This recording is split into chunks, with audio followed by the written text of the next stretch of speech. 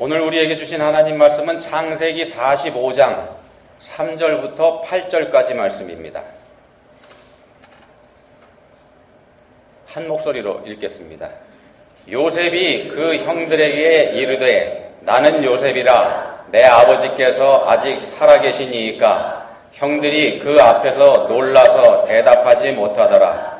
요셉이 형들에게 이르되 내게로 가까이 오소서. 그들이 가까이 가니 이르되 나는 당신들의 아우 요셉이니 당신들이 애굽의 판자라. 당신들이 나를 이곳에 팔았다고 해서 근심하지 마소서. 한탄하지 마소서. 하나님이 생명을 구원하시려고 나를 당신들보다 먼저 보내셨나이다. 이 땅에 2년 동안 흉년이 들었으나 아직 5년은 밭갈이도 못하고 추수도 못할지라. 하나님이 큰 구원으로 당신들의 생명을 보존하고 당신들의 후손을 세상에 두시려고 나를 당신들보다 먼저 보내셨나니 그런즉 나를 이리로 보내니는 당신들이 아니요 하나님이시라. 하나님이 나를 바로에게 아버지로 삼으시고 그 온 집의 주로 삼으시며 애굽 온 땅의 통치자로 삼으셨나이다. 아멘. 제가 직접 확인한 건 아니고 어떤 목사님한테 들은 얘기인데, 여러분들 축구 시합하는 거 구경하시다 보면 축구 시합은 전반전, 후반전 이렇게 갈라지지 않습니까? 전반전하고 후반전 사이에 중간에 쉬는 시간이 있죠. 이제 구경하는 사람들이 그 중간에 쉬는 시간에 어떻게 쉬는지, 이게 동양 사람하고 서양 사람들하고 쉬는 모양이 다르다 그럽니다. 우리 동양 사람들은요, 바닥에 털버덕 주저앉아서 쉬는 거, 이게 쉬는 겁니다. 근데 서양 사람들은 그렇게 안 한답니다. 그렇게 안 하고 어디 기대서 있든지 아니면은 서성거리고 왔다 갔다 하는, 천천히 그렇게 쉰다 그럽니다. 그러면서 이 목사님이 그 이유를 설명하는데 이렇게 얘기합니다. 동양 사람은, 우리 동양 사람입니다. 서양 사람에 비해서 머리도 크고 상체가 비교적 무겁기 때문에 편하게 앉아야 쉬는 게 되지만 그래야 쉬는 거라는 겁니다. 우리는 앉아야 쉬는 겁니다. 근데 서양 사람들은 우리한테 비해서 다리가 길기 때문에 그냥 서 있는 게 힘이 덜 들다. 이렇게 해석을 했습니다. 맞는 얘기인지 모르겠습니다. 그러면서 덧붙이는 얘기가 이런 차이가 있다 보니까 문화적인 차이죠. 이렇게 하다 보니까 동양 사람들하고 서양 사람들이 각각 만든 신상, 우상이죠. 이 신상도 모양이 다르답니다. 서양 사람들이 만든 신상은 대체로 입상입니다. 서 있는 모양. 우리 동양 사람들이 만든 신상은 거의가 좌상입니다. 앉아 있는 거. 여기까지 얘기 들어보니까 그런 것 같습니다. 상당히 일리가 있는 것 같습니다. 그러면서 이 목사님 덧붙이는 말씀이 있습니다. 이 얘기를 한 이유가 있는 건데, 이 얘기입니다. 목적이 어울리지도 않게 서양 사람들처럼 싸돌아다니지 말고 그냥 퍼질러 앉아서 성경 읽고 찬송하고 그리고 열심히 기도하면서 사는 게 우리에게 맞는 삶이니까 그렇게 한번 살아봅시다. 이게 목적입니다. 정말 그럴 것 같지 않습니까? 우리가 이제 미국에 살다 보니까 우리가 다리가 짧죠. 아무래도 이 짧은 다리 때문에 미국 사람들 앞에 주눅 드는 그런 경우도 있는데, 그 단점을 장점으로 바꿔서 사는 것, 이것도 삶의 지혜라고 할 수 있을 것 같습니다. 관점을 달리해서 보면 단점도 장점이 된다는 겁니다. 자, 오늘 말씀에 등장하는 요셉, 이 요셉이라는 사람이 이런 면에서 아주 탁월한 사람입니다. 요셉은 자신의 삶을 완벽하게 뒤집어서 본 사람입니다. 본문 8절에서 요셉이 이렇게 말하죠. 나를 이리로 보내니는 당신들이 아니요 하나님이시라. 자, 지금은 이 요셉이 애굽의 총리라고 하는 어마어마한 자리에 올라와 있습니다만 22년 전에는 요셉이 당신들이라고 말하는 이복 형들에게 붙잡혀서 인신매매 당하지 않았습니까? 그러니까 아버지의 심부름을 간 요셉을 형들이 붙잡아서 지나가는 상인들한테 노예로 팔아버렸습니다. 그래서 애굽에 오게 됐고 애굽에 와서 우여곡절을 겪었습니다. 자, 그런 요셉이 자신의 원수나 다름없는 형들을 앞에 두고서 어떻게 이런 말을 할 수 있을까? 형들에게 책임을 묻지도 않고 말입니다. 자, 요셉이라는 사람은요, 본문에 등장하는 요셉이라는 사람은 예수님을 예표하는 대표적인 인물로 꼽힙니다. 구약 성경에 등장하는 많은 인물들 가운데서 요셉이 가장 예수님을 닮은 삶을 살았다, 이렇게 말을 합니다. 아무 죄도 없이 고난을 당했죠. 그리고 그가 아무 죄도 없이 받은 그 고난을 통해서 세상 사람들을 구원했습니다. 그런 점에서 예수님께서 죄도 없이 십자가에 달리시고 고난을 당하신 것, 그리고 그 고난을 통해서 모든 사람들을 구원하신 것, 이게 너무 닮았다는 겁니다. 만약에 이 당시에 요셉이라는 사람이 이 지역에, 그러니까 애국과 이스라엘 지역에 요셉이라는 인물이 없었더라면 야곱의 가족들은 물론이고 애굽을 포함한 주변에 있는 세상 모든 사람들이 엄청난 환난을 겪었을 겁니다. 7년 동안 극심한 흉년이 있었지 않습니까? 아마 태반이 굶어 죽었을 겁니다. 근데 하나님께서는 요셉에게 지혜를 주셔서 그 많은 사람들을 구원하는 구세주의 역할을 감당하게 그렇게 해주셨죠. 마치 예수님께서 세상의 구세주로 오신 것처럼 말입니다. 자, 요셉이 자신의 삶을 어떻게 받아들였는지 이거 오늘 살펴보면서요, 우리는 우리 삶을 어떻게 보고 있는지 이거 한번 생각해 보려고 합니다. 예수님을 믿어서 구원받은 우리들의 삶이 어떠해야 하는지 이것도 함께 생각해 보시면 좋겠습니다. 요한복음 18장 11절에서 예수님께서 이런 말씀을 하십니다. 아버지께서 내게 주신 이 잔을 내가 어찌 마시지 않겠느냐. 아버지께서 내게 주신 이 잔을 내가 어찌 마시지 않겠느냐. 예수님께서는요, 십자가에서 고난당하는 일, 이거 피하지 않으셨습니다. 사실은 피하실 수가 없었죠. 하나님께서 계획하신 인류 구원 계획을 알고 계셨던 예수님이기 때문에 그 예수님은 당신의 고난이 곧 하나님께서 사랑하시는 사람들의 구원이라는 거, 이거 알고 계셨기 때문입니다. 분명하게 알고 계셨기 때문에 고난을 피하실 수가 없었죠. 고난을 피해서 달아난다면 그건 하나님의 뜻을 거부하는 불순종이 됩니다. 불순종이 될 뿐만 아니라 하나님의 구원 계획이 이루어지지 않도록 회방하는 일도 됩니다. 그렇기 때문에 안 피하신 겁니다. 피하실 수도 없었고요. 그리고 무엇보다도 당신의 고난을 통해서 구원받을 사람들을 예수님은 너무너무 사랑하시기 때문에 고난을 피한다는 건 아예 처음부터 생각하지 않으셨던 일입니다. 그랬던 일입니다. 자, 예수님 그러셨습니다. 그럼 요셉은 어땠을까?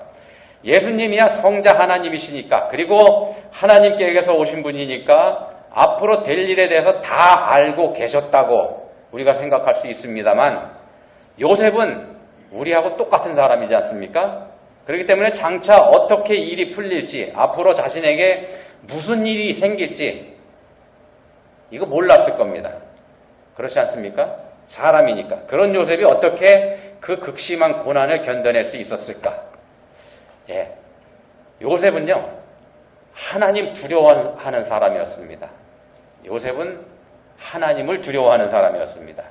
애굽에 끌려와서 바로의 친위대장 보디발의 집에 팔려간 요셉, 억울하죠. 자신의 삶의 억울함과 원통함, 이것 때문에 날마다 한숨 지으면서 살지 않았습니다. 우리 같으면 아마 틀림없이 그랬을 텐데 말입니다. 원통해하면서 살지도 않았고요, 술독에 빠져서 반항하는 그런 삶을 살지도 않았습니다. 오히려 자신에게 주어진 환경에서 자신이 할 수 있는 최선을 다하면서 살았습니다. 종으로 팔려왔습니다.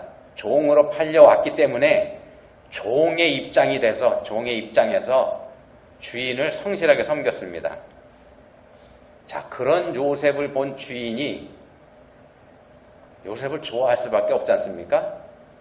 그 요셉을 좋게 본 주인 마님이 요셉을 착한 종으로 보는 것을 넘어서서 정욕의 대상으로 점찍었을 때, 그때도 자신의 도리와 본분에 충실했던 사람이 요셉입니다. 죄가 되는 줄 뻔히 알면서도 안방마님의 명령에 순종한다는 핑계를 대면서 나쁜 짓 하지 않았다는 말씀입니다. 핑계가 되는데도. 하나님을 생각하면서 자신의 도리를 지켰습니다. 불의와 타협하지 않았다는 말씀입니다. 정말 두려워할 대상은 눈앞에 보이는 육신의 주인이 아니라 어느 때나 자신을 지켜보고 계시는 하나님이시라는 사실을 분명하게 인식하고 있었던 사람이 바로 요셉입니다.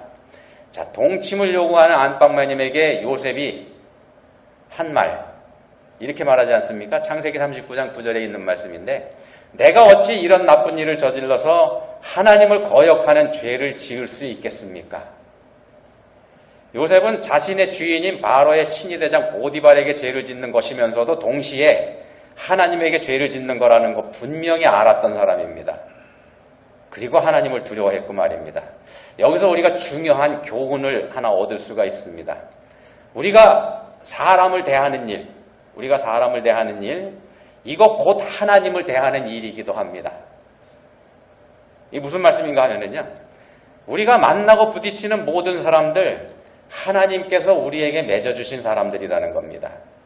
하나님께서 뜻이 있으셔서 내가 그 사람을 만나게 해주셨고, 하나님께서 목적이 있으시기 때문에 그 사람과 내가 함께하게 해주셨다는 뜻입니다. 요셉은 본문 5절에 보시면 자신이 애굽으로 팔려간 게 하나님의 뜻이었다, 이렇게 고백을 합니다. 이렇게 말하죠. 당신들이 나를 이곳에 팔았다고 해서 근심하지 마소서, 한탄하지 마소서. 하나님이 생명을 구하시려고 나를 당신들보다 먼저 보내셨나이다. 여기서 분명히 말하지 않습니까? 하나님이 나를 당신들보다 먼저 보내셨나이다, 이렇게 말합니다.